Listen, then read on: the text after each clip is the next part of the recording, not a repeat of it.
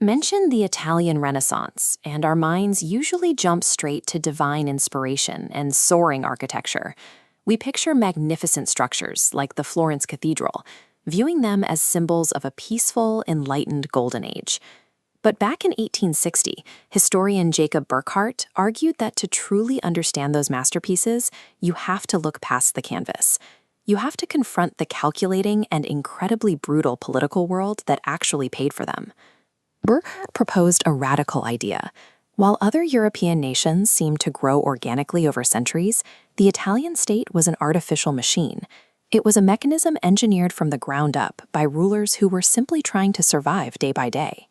The rulers themselves engineered the ultimate masterpiece of the era, the rigid, calculating structure of their own government. To see how this happened in Italy, we have to look at how different it was from the rest of the continent. In places like France and England, the old medieval systems had naturally evolved into large, unified kingdoms ruled by a single monarch with a widely accepted royal bloodline. Italy was locked in a relentless tug-of-war between the Guelphs, supporting the Pope, and the Ghibellines, backing the Holy Roman Emperor. The papacy could prevent conquest but not unify the territory, so these powers canceled each other out, leaving Italy deeply fragmented into tiny city-states. This vintage map displays exactly what that geographic reality looked like, with deeply fractured borders dividing the entire Italian peninsula. In this vast political void, the traditional medieval rules of authority collapsed.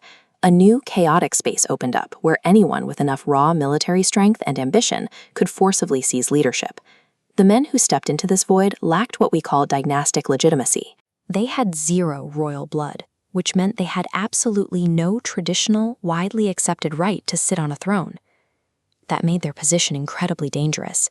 Without the loyalty of an ancient nobility to fall back on, they were totally isolated, constantly surrounded by secret conspiracies and the threat of assassination from their own inner circles. The ultimate symbol of this illegitimate power was the condottieri.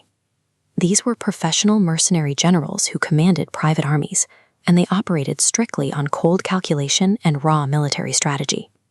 You can see the physical dominance of these self-made warlords in their monuments. They were professional soldiers who sold their services to whoever paid the most money. If a city-state suddenly couldn't afford a condottieri's services, the general would often simply seize a piece of their territory as payment and install himself as its new ruler. In this new engineered state, a fancy medieval title was completely worthless. Survival depended entirely on ruthless intelligence and a willingness to reward raw talent, regardless of where that talent came from. To see how these rulers built their systems of survival, we can look at the Duchy of Milan, which produced two highly calculating leaders who took wildly different approaches. First is Filippo Maria Visconti. Burckhardt describes him as having a mind of mathematical completion, governed almost entirely by paralyzing paranoia and a singular focus on his own safety. He isolated himself inside this massive fortress, relying on sprawling spy networks. He deliberately paired honest officials with corrupt ones, engineering a system where his own staff would constantly watch and betray each other. Contrast that with his son-in-law and successor, Francesco Sforza. Sforza was a self-made condottiere who seized the state, but he didn't hide in a castle. He maintained his grip through charisma, broad public popularity, and absolute military mastery. One weaponized paralyzing fear, the other leveraged charismatic force. Both men successfully engineered self-sustaining political machines that defied the traditional laws of succession. But these engineered systems had a fatal flaw. Raw military force and constant surveillance could keep a despot alive, but they couldn't permanently solve their total lack of legitimacy. Their strategic solution to this problem was patronage. By aggressively funding brilliant poets, architects, and scholars, these isolated rulers could artificially manufacture a reason they deserved to be in charge. These grand galleries and the masterworks inside them are the direct output of that political calculation. They were funded specifically to draw the public's eye away from the violent, bloody ways these men seized power. These rulers weaponized their wealth.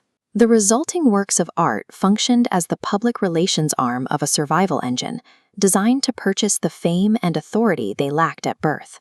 This brings us to Burckhardt's most profound and uncomfortable paradox. The modern political spirit was birthed directly by this vicious environment of extreme calculation, danger, and illegitimacy.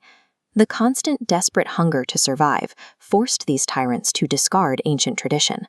By promoting intellect and skill over a royal bloodline, they unleashed the highest creative energy the world had seen in centuries, which leaves us with an unresolved moral tension.